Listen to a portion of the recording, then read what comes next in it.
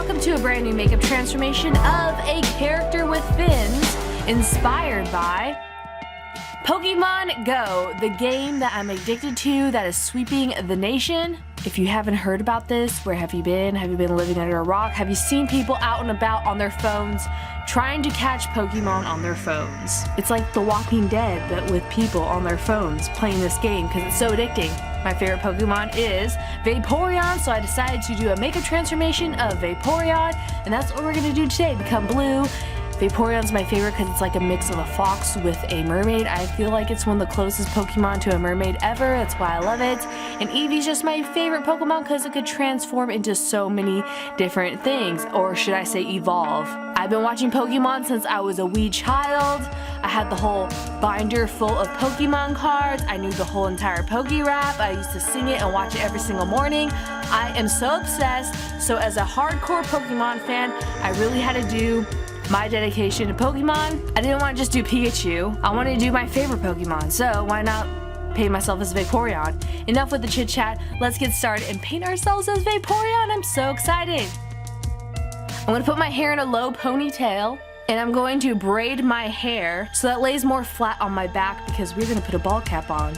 And no, I'm not naked. I'm using a cover-up of like an old sweater because I lost my old cover-up. And to further prep my hair for a bald cap, I am going to hairspray my baby hairs to death, hoping they won't peek through the bald cap. But you know, they always make an appearance. And then I'm gonna get my bald cap, and of course it's way too big for my head, so I'm gonna cut it to my head shape. And I am not going to have my ears peek through. I'm gonna make sure that it smooths over my ears because we want a flat surface to glue on all types of things on our actual head later.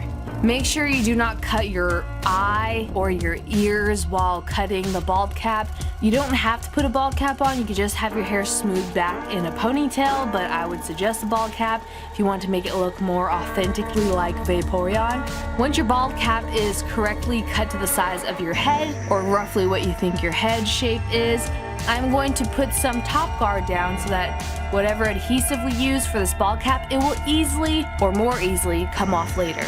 And then I'm going to use this fancy adhesive called Telesis, which is a medical grade glue. If you do not have Telesis, because girl, it is so pricey, it's like the Kim K of prosthetic adhesives. You could definitely use Pros-Aide instead. And then I'm going to stipple the edges of the bald cap with some liquid latex, and I'm using a red sponge because I feel like red sponges give more a texture on the bald cap that blends in with your natural skin textures. And since we flatten the hairs on our actual scalp part of our head, why not flatten the hairs above our eyes, our eyebrows? I'm using glue stick to flatten our eyebrows and then powder it with 2 layers this time. You can do 3 or how many ever you want. You just want to make sure each layer is completely dry before you put another layer of glue and powder on. Now, I'm just getting a white eyeliner pencil and drawing on the stencil outline of Vaporeon's face.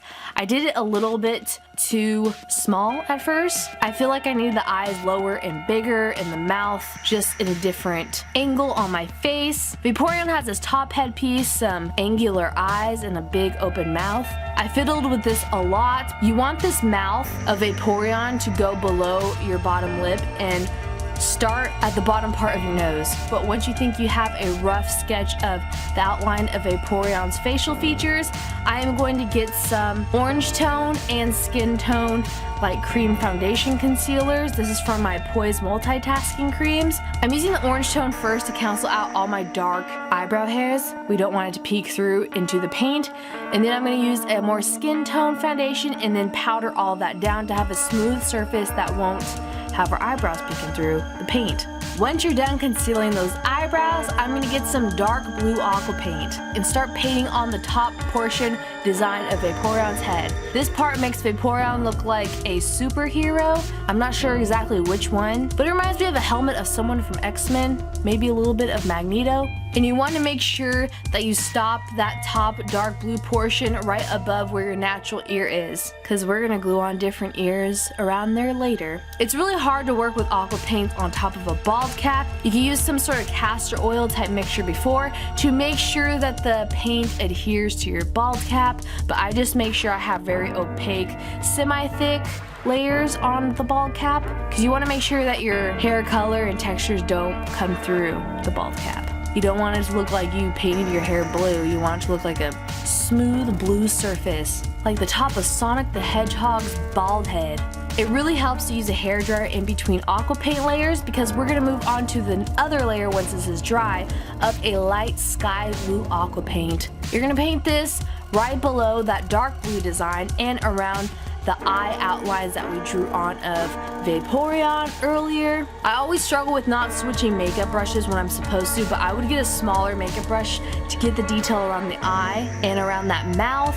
And you want to get your entire face and on your natural ear over that bald cap area, right under the dark blue. Once you're done painting your face, you also want to move down to your neck and even your chest and shoulders. I'm just going to paint all of my chest and shoulders this color. You could paint it different colors of blue or those blue scales that Vaporeon has. I'm just doing like a mixture of this solid light blue, sky blue color because I really want to focus on the face, and we're going to have a huge collar that's going to cover most of your chest area later.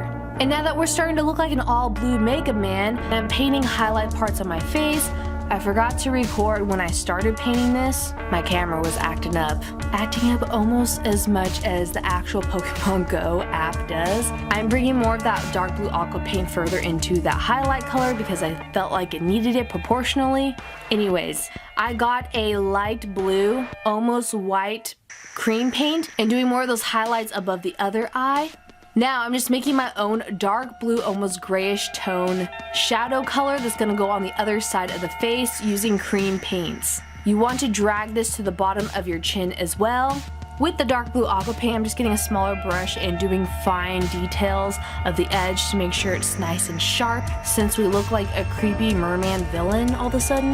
Now I'm just getting a dark burgundy lipstick and starting to paint in the mouth of Vaporeon. Like I said, you want Vaporeon's mouth to start right below the tip of your nose, onto your nostrils, onto the upper lip, and you want to stop right below your bottom lip. It's gonna be like a V formation. You're gonna have this burgundy paint stop right in the middle of that though, and then get a light pink to have it paint the rest of that mouth area, so that could be Vaporeon's tongue.